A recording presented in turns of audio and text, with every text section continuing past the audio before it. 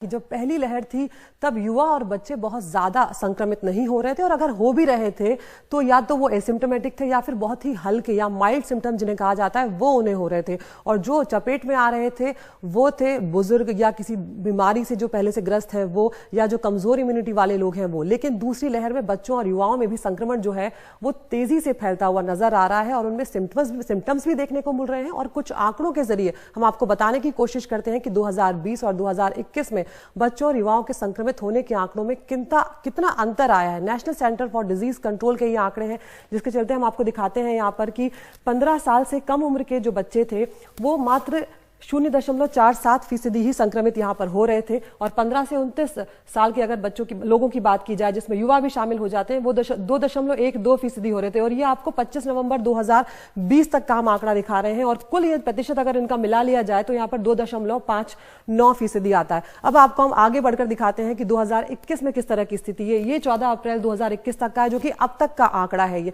इसमें आप देख सकते हैं 0 से तो 10 साल तक के हैं वो 3.90% प्रभावित हो रहे हैं, संक्रमित हो रहे हैं कोरोना के चलते। 11 से 20 साल तक के जो हैं, जिसमें बच्चे जो टीनेज के हैं वो भी आएंगे और युवा भी आएंगे, वो 8% हो रहे हैं। 21 से 30 साल तक के जो हैं वो 22.33% आ रहे हैं, यानी कि कुल जो आंकड़ा है यहाँ पर वो 34.23% हो रहा है।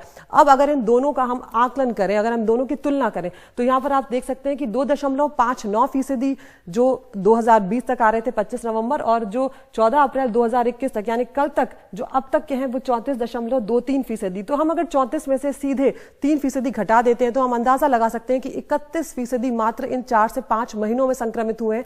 तो आप 2020 और 2021 का अंदाजा लगा सकते हैं कि अब जो युवाओं के और बच्चों के संक्रमित होने की दर है वो लगातार तेजी से यहां पर बढ़ती जा रही है, और कहीं ना कहीं वो डराने वाला है। इसके अलावा आपको एक और स्थिति दिखाते हैं, मुंबई का उदाहरण दिखाते हैं, जिससे पूरे देश की स्थिति का अंदाजा लग सकता है, क्योंकि मुंबई और महाराष्ट्र जो है वो सबसे ज्यादा प्रभावित यहां पर है। तो मुंबई की स्थिति हम आपको दिखाते हैं।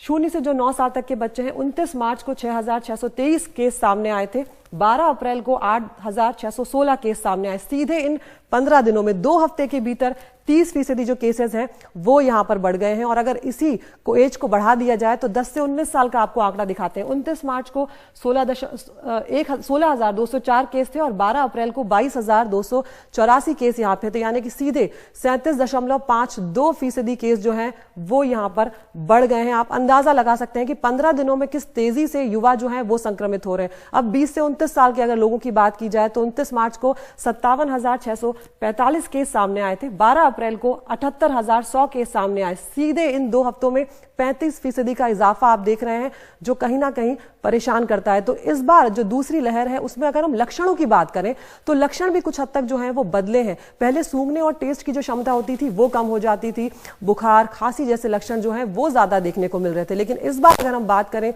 दूसरी वेव में तो पेट से जुड़े लक्षण भी यहाँ पर सामने आ रहे हैं। आपको दिखाते हैं कि क्या क्या यहाँ पर है। बुखार सामने आ रहा है, यहाँ पर सर दर्द, बदन दर्द है, गला खराब, इसके अलावा उल्टी दस्त भी होने लगा है। पेट में दर्द की शिकायत जो बच्चे और युवा हैं वो कर रहे हैं। आंखें लाल होना, और कुछ लोगों को नाखूनों के रंग बदलने जैसी दिक्कतों का भी सामना यहाँ पर करना पड़ रहा है। लेकिन जब इतनी सारी हम आपको चीजें बता रहे हैं तो कहीं ना कहीं थोड़ा डर पैदा होता है कि अब बच्चे और युवा जो हैं वो ज्यादा भी संक्रमित हो रहे हैं, लक्षण भी बढ़ गए। लेकिन इन सब में एक राहत की बात ये भी आ रही है निकल के कि बच्चे जो हैं, खासकर अगर हम माने कि 10 से 12 साल तक अगर हम लें तो उनमें दवाइयां जो है वो काफी असरदार हैं, यानी कि इफेक्टिव है, वो जल्दी रिकवर कर जा रहे हैं। ये एक बहुत बड़ी राहत की बात है। दूसरी बात यह है कि बुखार या जो कोविड के लक्षण हैं वो 3 से 5 दिन तक ही रहते हैं, बहुत ज्यादा लंबा नहीं। जो हमारा नॉर्मल एक वायरल चल रहा होता है उसी के हिसाब से लक्षण जो है चल रहे हैं, और दवाइयां देने पर डॉक्टर की सलाह के बाद वो बेहतर हो जा रहे हैं, जल्दी ठीक हो जा रहे हैं। हमने ये भी देखा है कि बड़े जो हैं उनमें गंभीर लक्षण देखने को मिलते हैं, चाहे उनके लंग्स तक फैल जाए या दूसरी दिक्कतें जो है उनको वो आ रही हैं। लेकिन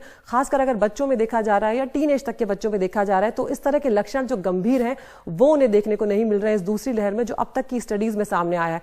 लेकिन फिर भी हम आपको बता देते हैं कि शुरुआती कदम जो है वो क्या उठाने चाहिए आपको। अगर बुखार आ रहा है तो डॉक्टर की सलाह से आप दवा दे सकते हैं, लेकिन अगर आपको लग रहा है कि बुखार 2 दिन से ज्यादा चल रहा है और आप लगातार वो ले रहे हैं तो फिर ये सलाह दी जाती है कि ब्लड टेस्ट जरूर करा लिया जाए, ताकि पता लग जाए कि आखिर इन्फेक्शन जो है वो किस हद तक बढ़ गया है। कुछ और टेस्ट जो है वो भी यहाँ पर कराए जा सकते हैं, जैसे कि हम आपको बता रहे हैं, जिससे इन्फेक्शन की गहराई का पता लग सकता है, और साथ साथ आपको ये भी अंदाजा लग जाएगा कि लाइन ऑफ ट्रीटमेंट जो है वो क्या रह सकता है, जो कि बहुत महत्वपूर्ण है। एहतियात के बारे में यहाँ पर बात कर लेते हैं। खासकर बच्चों के जो परिजन है वो बेहद परेशान रहते हैं। तो अगर आप छोटे मोटे लक्षण भी अपने बच्चों में देख रहे हैं तो सबसे पहला काम ये करें कि उनका बाहर निकलना बंद कर दे। किसी भी तरह की जो एक्टिविटी हो रही है आउटडोर वो बिल्कुल ना होने दे और कम से कम 10 दिन तक इस चीज को जरूर फॉलो किया जाए।